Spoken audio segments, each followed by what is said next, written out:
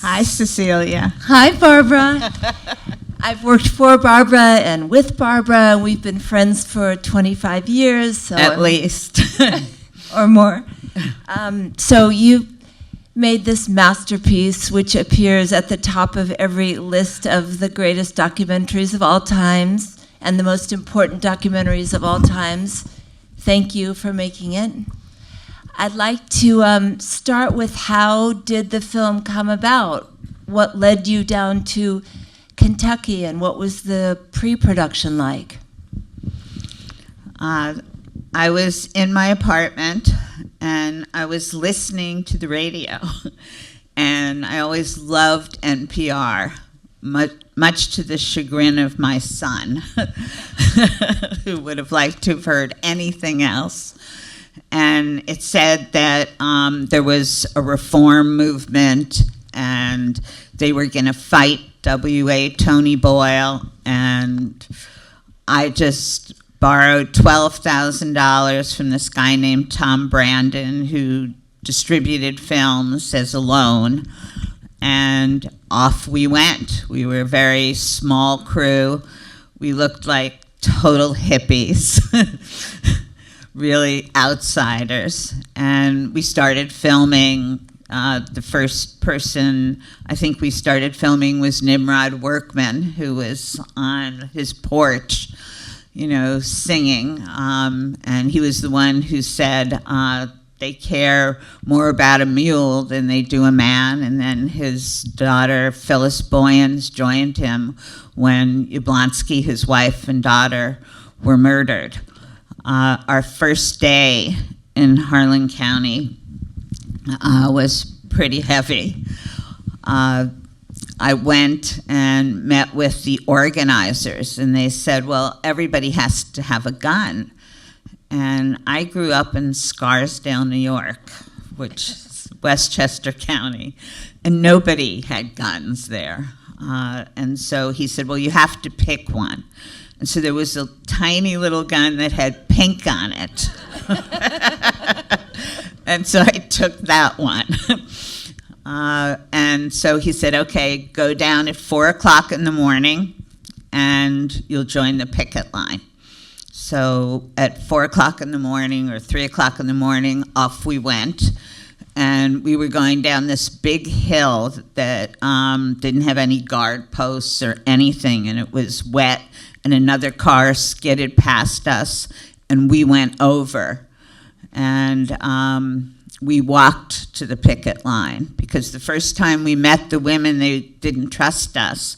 They told us names like they were Martha Washington and, Florence Nightingale.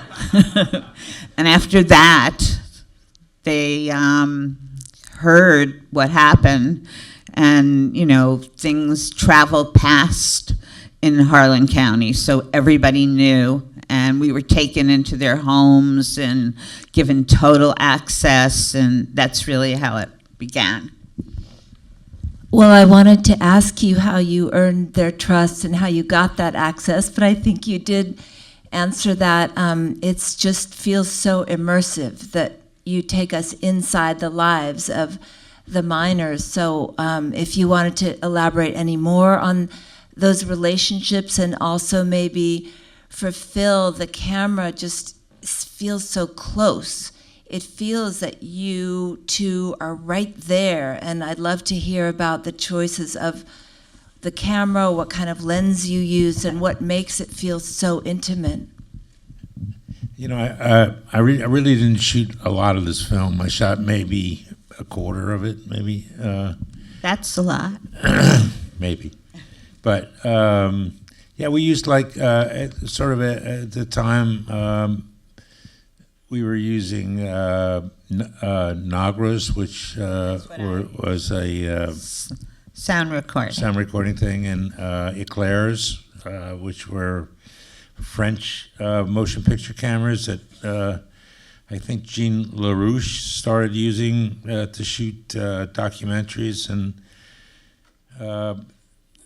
it took a while to sort of get established here. It was a really interesting camera. It had side-by-side magazine. So you would load the film, it would be on one side. The reason I'm telling you this story, because it's related a little bit to Barbara, but the camera itself had a magazine, and the film came from one side and went through a loop, and then came back and was taken up on the other side of the camera.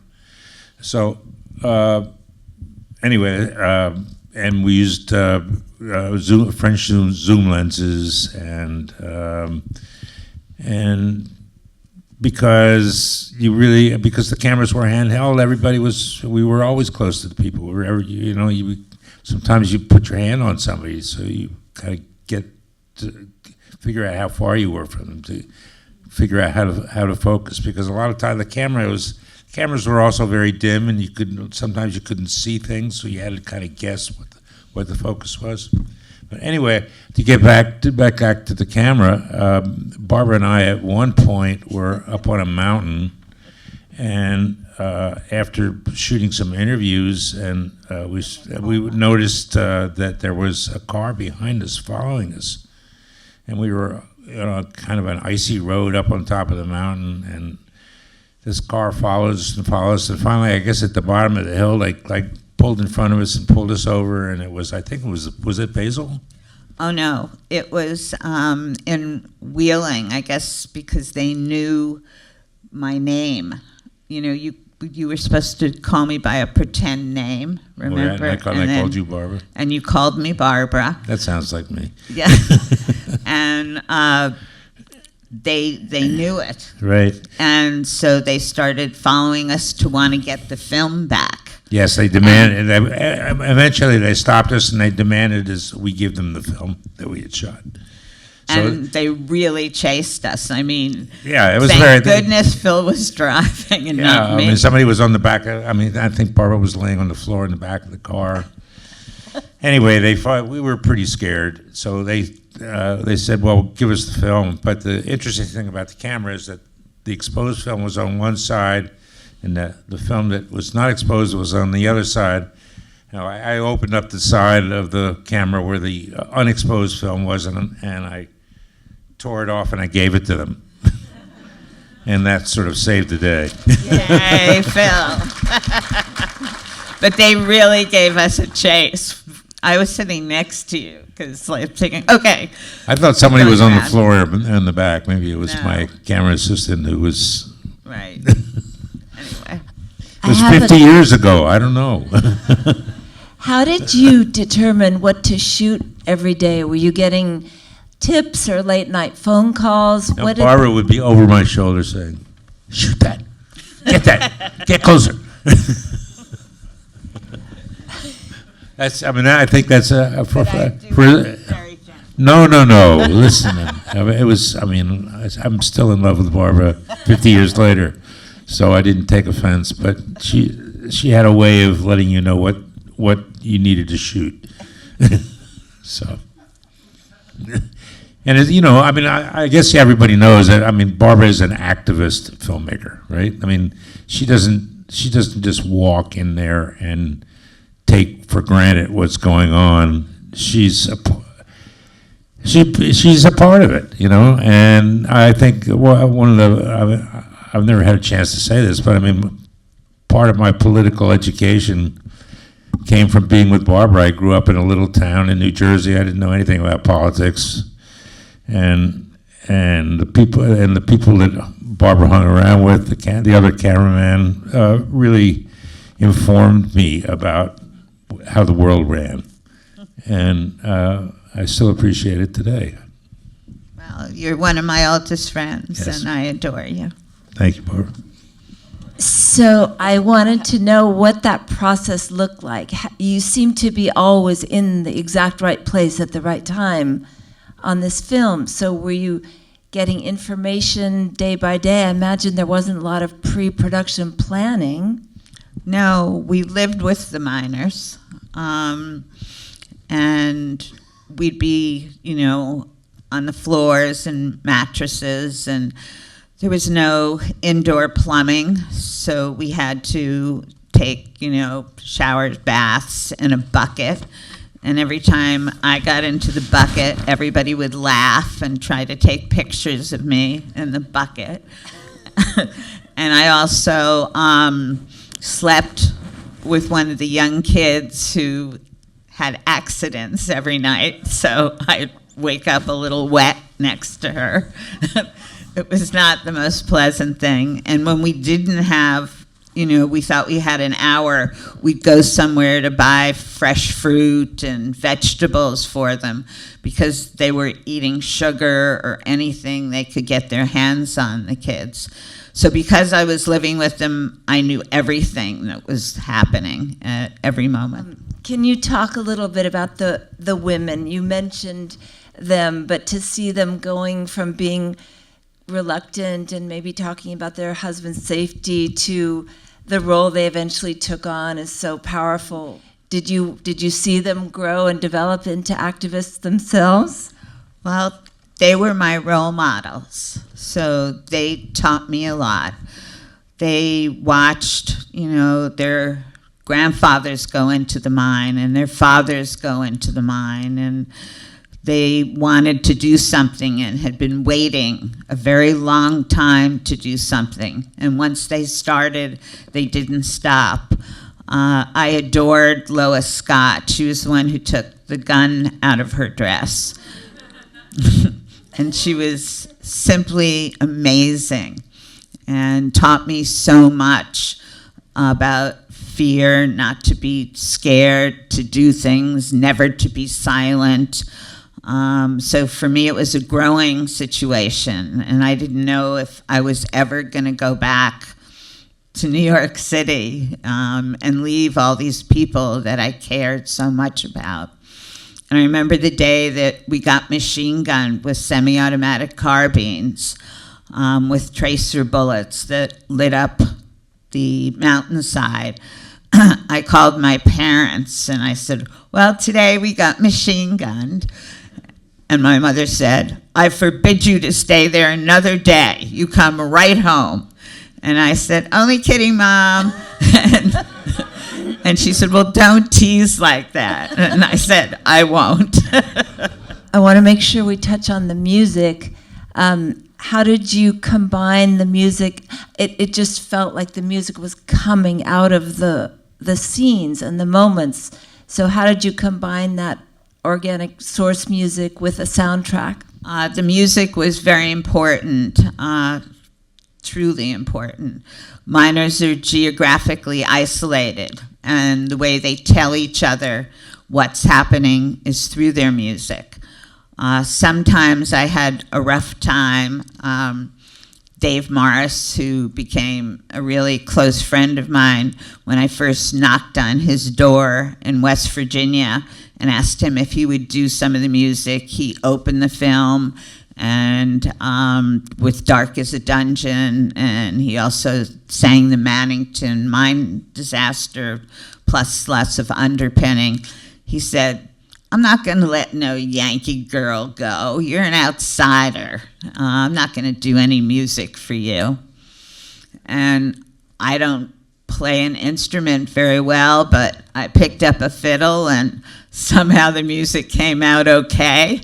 And he said, all right, I'll help you. And that was wonderful. I could call him anytime and say, okay, this is happening and I need this kind of underpinning. And for Hazel Dickens, who did a lot of the music in the film, I went to the Smithsonian in D.C. where she was performing, and I meekly after walked up to her and just said, we've used a lot of your music in our film. Can you come to New York and watch our film and see if we can use it? And she came and she loved it, and she wrote the last song of the film, They'll Never Let Us Down. And every time the film played, she would come and sing. It was wonderful. The film got accepted at the New York Film Festival. And at the beginning, it was, on 2 tracks. It had picture and it had sound because it was 16 millimeter. And we stayed up all night doing the cue sheets.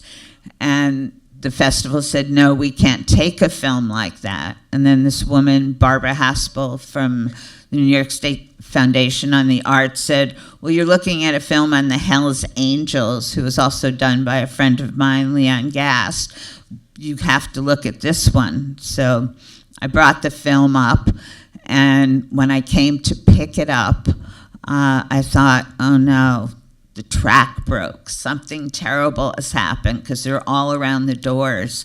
And I walked in, and they clapped, and they said the head of the festival, Richard Roud, only went to the bathroom once during the film. And then, so we were in the New York Film Festival, and the women were so excited. They all got new dresses, and Lois still had her tag at the bottom of her dress. And she stole a champagne glass because she wanted to bring it back to show people what had happened. And Hazel's last song we put, we handed out to everybody so they could sing along. And Lois Scott had just been head of the Black Lung Association, and so she started fundraising at Alice Tully Hall. And this was my first film. And I was in the corner laughing, and she didn't realize she was mic'd. And so she said, Barbara, you stop that laughing and you stuff that money in your bra. We need it. So anyway, it was wild. And to think, Lincoln Center, people are throwing $5 and $10 and $20 bills on the stage. And the head of the festival said, well, next time you can do it in roller skates. And I said, I'd love to. So I have to ask, in the scene when the gun comes out, is that you screaming, don't shoot? Yes. Okay, can you describe that moment for us, please? Well, Basil, at the beginning, sort of liked me. He said, if we were in school, I'd dip your hair in ink or something like that. And he would allow me to ride up with the scab sometimes, so, we would get that shot. And then the day that I humiliated him by saying, well, I might have lost my press pass too, is the day the miners told me, you better watch out for him.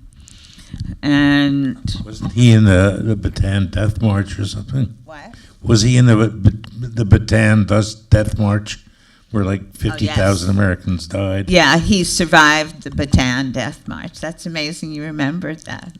Yeah, that's great. So that day when I was talking to him, it was great because it was fun to ask him what he thought about the pickets and, that he had a gun. And, I did have a United Press pass, but, he lost his, so I lost mine.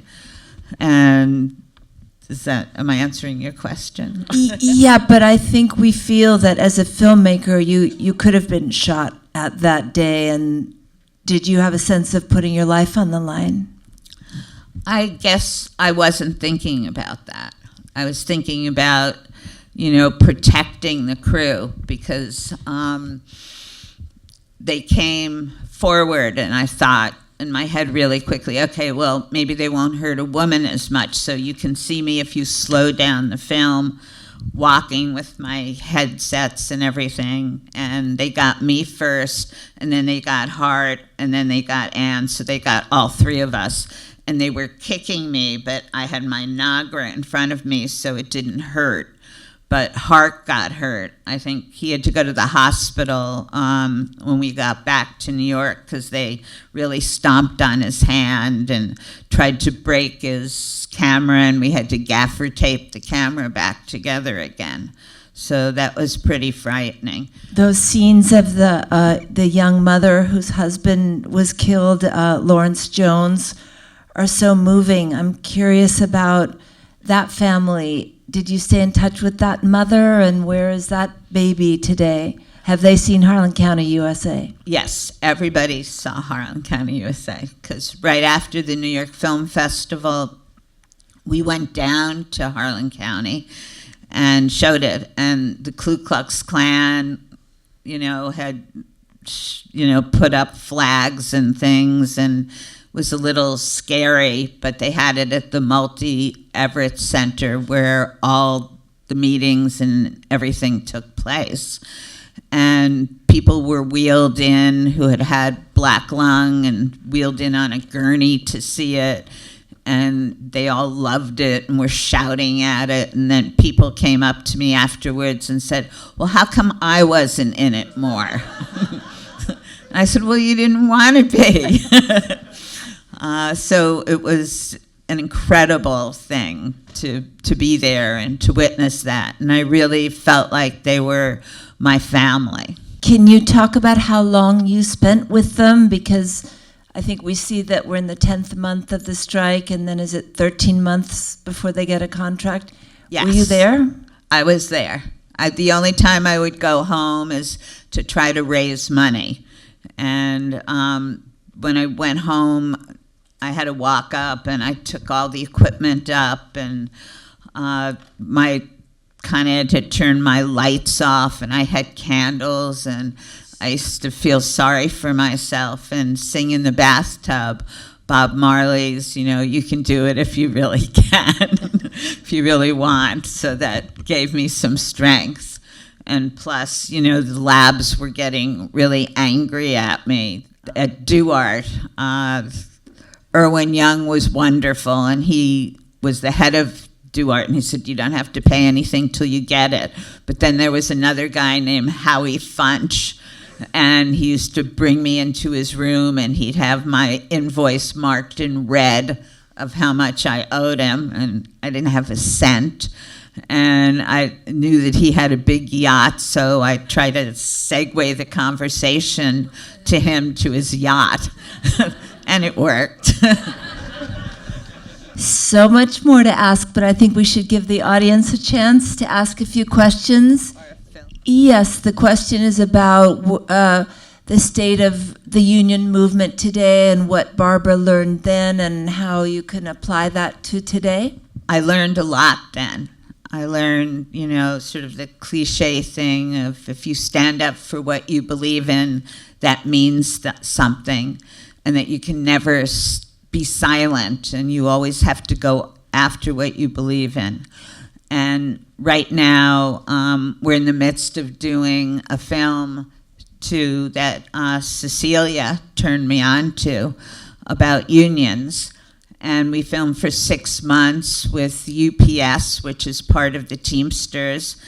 And it's sort of a film about the haves and the have-nots, and what it means if you're not part of a union. And UPS is part of the union and got good wages. They still have lots of struggles and lots of pain.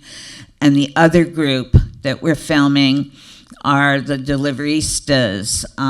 There's 65,000 of them in New York.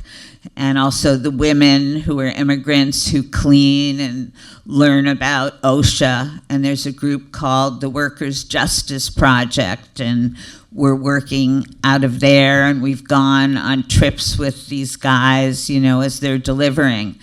And sometimes they don't get paid. Many of them get killed because they're told to go fast. They don't get money when the restaurant is making the money, making the food for them. And it's really quite incredible. Many of the women and the children live in shelters, and nobody's really taking them in to be part of a union. Can I just ask a follow-up about the unions? Do you feel like your presence there put pressure on Duke Power, and also did it kind of give courage to the miners to fight for their rights, knowing that you were there? Yeah, I think it did, because we would go on the picket lines even if we didn't have any film, and we figured that nobody wanted to kill somebody in living color, so we would always be there. And I don't think it put pressure on Duke Power until that miner was killed by a company foreman. The question was, how does Barbara prepare for interviews, and is she completely in the moment, or is there prep for it? I always prepare, just to prepare, because I think it's the thing to do, but I throw it out. And I guess it's on the spur of the moment when talking to people, because nothing I write or nothing I think is really what's going to happen. And I think you get the most out of it when you just allow people to bloom and allow people to talk and get out what they want to and let them take you in the direction that they want to. It was incredible. I mean, we went to the hospital and we thought we were going to be kicked out of the hospital, and they said, okay, the family can go in first to see Lawrence and then the filmmakers. And I was astounded by that. And I was so bolstered by Polly Jones, who was the mother, who said, you know, my kids will always be union kids. My, you know, father worked and didn't get anything for what he did. And I think the daughter was just totally freaked out. And I just read recently that she died, because I've always been trying to keep track of her. And I don't know what the child is doing, because you sort of asked that before. And she died at the age of 44, which is quite incredible. Can you talk a little bit about the edit and how it came together? The contrast between the scenes of the miners and the owners is so profound. And were you thinking of that in your mind while you were shooting? How did it all come together? Right. Well, I wasn't thinking about the editing when I was shooting. I was just thinking about the story. Well, we edited where I lived, which was 58 East 11th Street. So the only privacy I had was a little bedroom. And, you know, if I went out on a date or something, everybody would know. You know, if I had a little bit too much to drink that night and wore my sunglasses, everybody would know. So I had no privacy whatsoever. But it was also the most supportive, wonderful time, because for the first time, people were coming every single day to work on this film, and they were great. We all had lunch together. Different people cooked, and we had a big table, and the first group of film was 15 hours, and then it went down to 8, and then it went down to 4, and then we got really serious when it was down to 3. But I was blessed and very lucky, and I also took the whole editing crew down to meet the miners when we, you know, showed the film there. So it was one of the most supportive times of my life, along with the cinematographers who would work with me for nothing, right? You should also credit Nancy Baker. Yes, and Nancy Baker was the top editor, and she was unbelievably wonderful. And she's unfortunately moved to France, so we can't work with her anymore, but we loved her. She took charge of everything, and she was just great. Should we have one last one from the audience? Yeah, that's an interesting story, because as they were going to jail, Hart Perry was shooting, and we were shooting film, and so the men wore a battery belt connected to their camera, and I just pushed his battery belt in with him in it. I winked at the warden and just kept walking.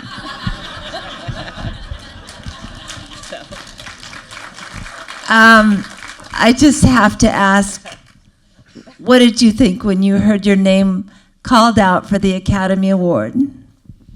Well, I'll start at the beginning. I was at my funky little loft after we had finished the film and it had shown at the New York Film Festival.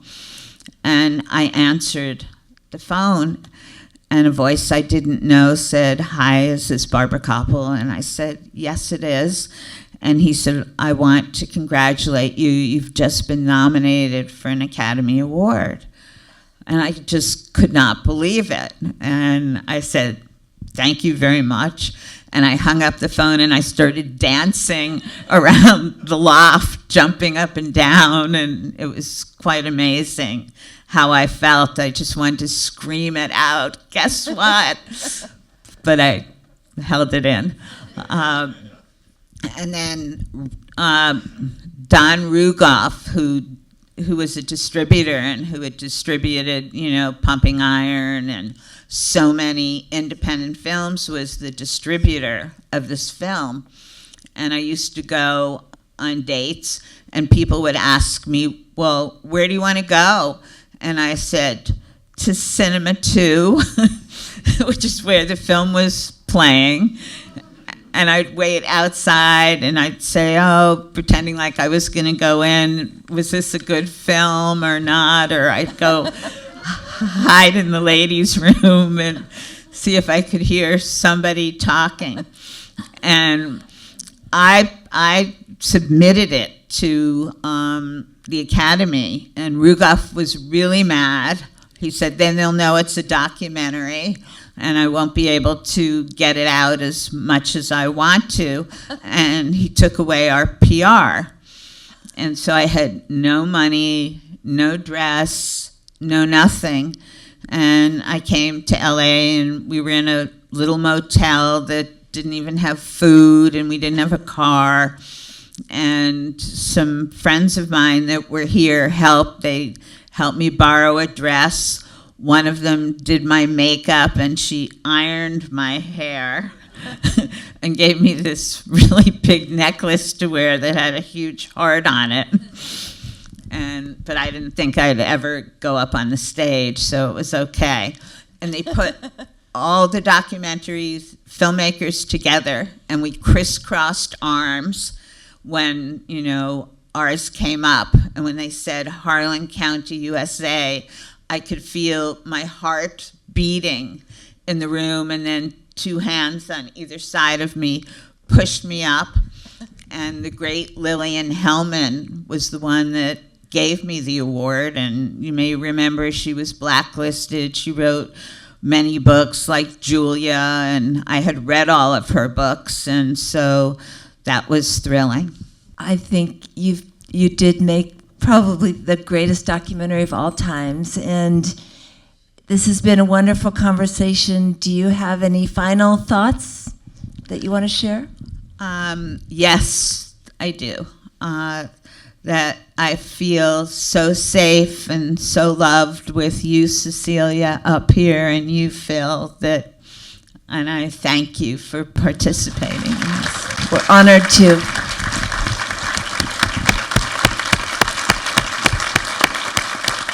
And I hope, if you can, that you guys will stay for the next film, American Dream, if you can.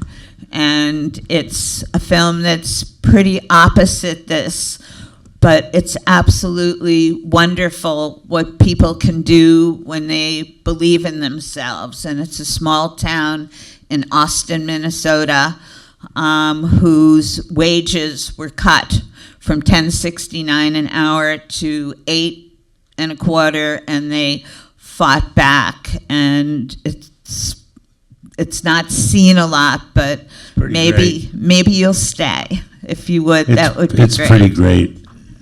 Yeah. Thank you to the American Cinematheque for showing these incredible films. I'm going to say one thing, that IA is about to have a vote for their contract. Solidarity forever.